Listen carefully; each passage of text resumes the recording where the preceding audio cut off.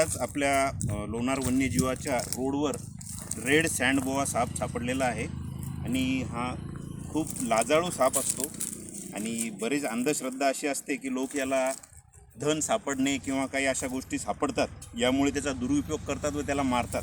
अत्यंत गरीब जातीचा असा साप आहे हा रेड सँडबोआ.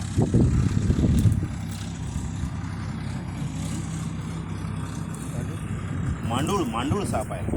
मराठीमध्ये याला मांडूळ साप असे म्हणतात.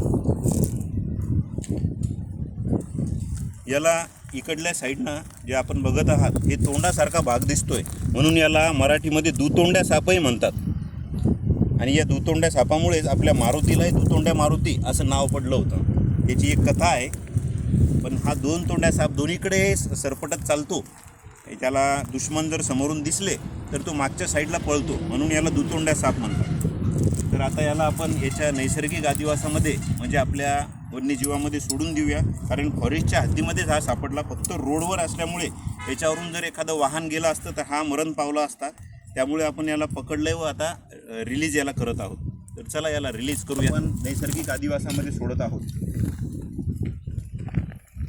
अत्यंत नाजूक असा साप, मायाळू दयाळू साप आणि बरेच लोक याला म्हणतात धनावरचा साप, परंतु ते सर्व अंधश्रद्धा आहे.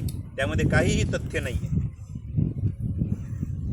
दिसायला सुंदर, दोन तोंड, एक तोंड निमुळतं असल्यामुळे आपण याला नैसर्गिक अधिवासामध्ये सोडलेला आहे. साप निघल्यास त्याला मारू नका.